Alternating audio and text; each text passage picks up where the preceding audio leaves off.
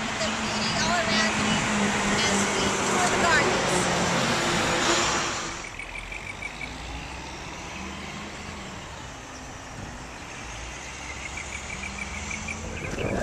We planted our red seed potatoes in here back in February, so that's right now. We're ready to harvest them. What we did, we cut their seed potatoes, put them in the very bottom. After we cut a hole in the bottom of the trash cans, then we put the compost and soil on top of them. And as the potatoes grew, we added more compost until we finally filled up the trash can. Now the potatoes have died back. It's time to harvest. And we'll see whether it's a success or not. It should work. Because what happens is you plant the seed potatoes and it makes potatoes from that seed potato up. So we should have potatoes all the way up. Are we ready to find out?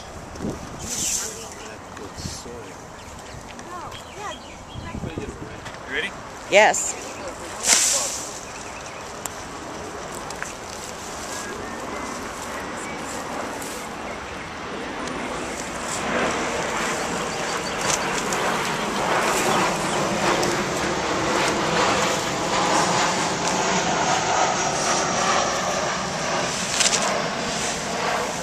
Do if it's anticlimactic?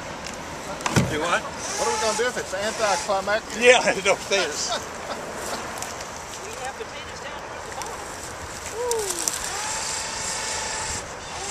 Here's one right there. One thing like the ants, watch out for the ants, y'all.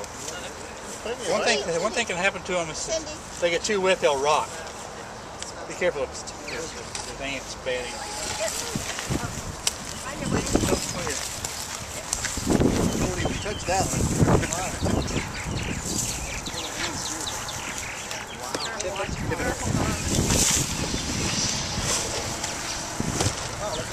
This one did better.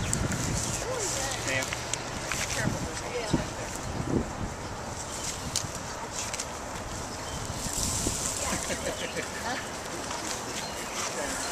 Hey, get out of the ants. Those are hot ants. You're going to have much of your leg.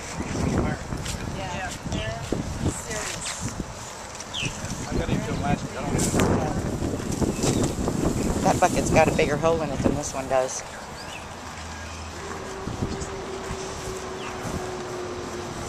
Now let's do tomatoes. And we'll go over some of the problems you might have with tomatoes. The first thing you want to do is make sure you get the right variety. I always plant celebrities. They do well now. The great big varieties don't do well when it gets hot. But once it gets hot, the tomato plant will keep flowering, but it won't see any fruit. And when it's curled like this, it's probably a sign of either too much water or not enough water. In this case, it's probably not enough water. And early on in the growing season, you'll get early blight. It starts from the bottom and moves up. It's a fungal disease, and you can spray for that. And then when it gets hotter, you're more likely to see spider mites. And from my experience, the spider mites, it's usually the time you see spider mites that tomatoes are through producing tomatoes until fall. I usually don't spray for spider mites unless it gets really bad. What if you get a blossom and no fruit? Well, that's uneven watering and has to do with calcium. But usually the biggest problems I have are spider mites, early blight, and tomato hornworms. Tomato hornworms, you'll come in, you'll find one whole limb of this is defoliated. You look around for him and you can't find him, and when you finally see him, he's just about that big. You just pick him off. And blossom rot? Blossom end rot? Yes. I think that's just uneven watering. It has to do with calcium uptake. Squash plants, the two main problems you're going to have with squash plants is going to be borers.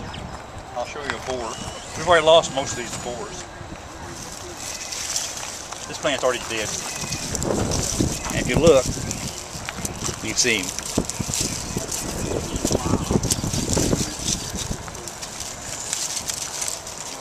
And he basically eats the inside out of that squash. Ew, he's ugly. And I've been told that if you'll dust this part, when it first comes out of the ground with 7 dust, when they hatch out, the 7 dust will kill them. But what you'll find is that you'll have a nice looking plant when you go to bed at night, and tomorrow afternoon it'll be laying on the ground wilted and it's dead because he's eating all the insides out of your squash plant. Let me see. I've never seen them flying around the squash plants.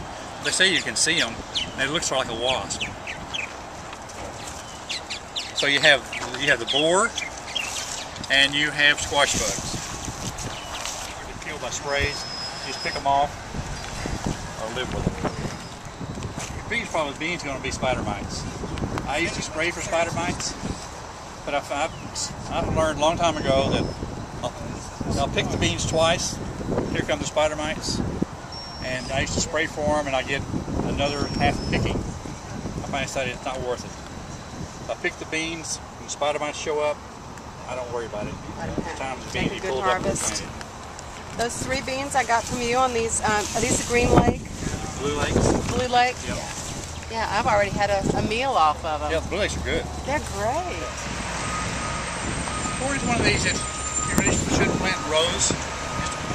They should be planting blocks because the way they pollinate, pollens fall off here and fall down over the silks. Each one of the silks is connected to will be a kernel of corn. So just by the way the wind blows, it does better in blocks instead of long single rows. And how do you know if you're not getting it? There's no kernels in the inside? Right. What happens is you pull your ear of corn off, and it'll be half kernels and half empty spaces because it didn't pollinate right. The ear should fill out, and your main culprit here is going to be that hornworm. And what he'll do is he'll eat this top part of your ear of corn off, and you can spray. You can spray for those too, but again, I don't do that either. I just cut that part off. He doesn't eat very much. You can see the corn is beginning to fill out. It's actually looking pretty good. We may actually get some decent corn out of this crop. You can see the ears.